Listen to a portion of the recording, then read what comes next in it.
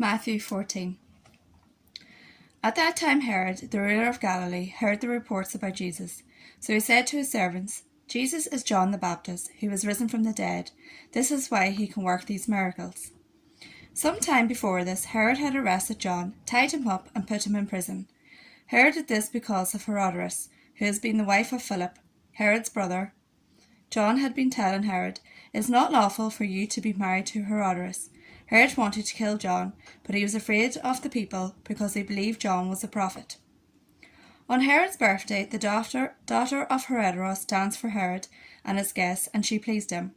So he promised her with an oath to give her anything she wanted. Herodias told her daughter what to ask for, so she said to Herod, "Give me the head of John the Baptist here in a dish." Although King Herod was very sad, he had made a promise, and his dinner guests had heard him. So Herod ordered what she had asked for to be done. He sent soldiers to the prison to cut off John's head. Then he brought it on a dish and gave it to the girl, and she took it to her mother. John's followers came and got his body and buried it. Then they went and told Jesus. When Jesus heard what had happened to John, he left in a boat and went to a lonely place by himself. But the crowds heard about it and followed him on foot from the towns. When he arrived, he saw a great crowd waiting. He felt sorry for them and healed those that were sick. When it was evening, his followers came to him and said, "No one lives in this place, and it is already late. Send the people away so they can go to the towns and buy foods for themselves." But Jesus answered, "They don't need to go away. You give them something to eat." They said to him, "But we only have 5 loaves of bread and 2 fish." Jesus said, "Bring the bread and the fish to me." Then he told the people to sit down on the grass. He took the 5 loaves and the 2 fish, and looking up to the heaven, he thanked God for the food. Jesus divided the bread and gave it to his followers, who gave it to the people.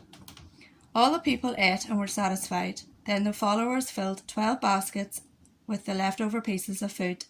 There was about 5,000 men there who ate, not counting women and children. Immediately Jesus told his followers to get into the boat and go ahead of him across the lake. He stayed there to send people home. After he sent them away, he went by himself up into the hills to pray. It was late and Jesus was there alone. By this time the boat was already far away from land. It was being hit by waves because of the wind was blowing against it. Between 3 and 6 o'clock in the morning, Jesus came to them walking on the water. When his followers saw him walking on the water, they were afraid. They said, "It's a ghost," and cried out in fear. But Jesus quickly spoke to them, "Have courage, it is I, do not be afraid." Peter said, "Lord, if it is really you, then command me to come to you on the water." Jesus said, "Come." And Peter left the boat and walked on the water to Jesus. But when Peter saw the wind and the waves, he became afraid and began to sink. He shouted, "Lord, save me." Immediately Jesus reached out his hand and caught Peter. Jesus said, "Your faith is small, why you doubt?" After they got into the boat, the wind became calm, and those who were in the boat worshipped Jesus and said, "Truly you are the Son of God." When they had crossed the lake, they came to shore Gennesaret. When people there recognized Jesus, they told people in the area there that Jesus had come, and they brought all their sick to them.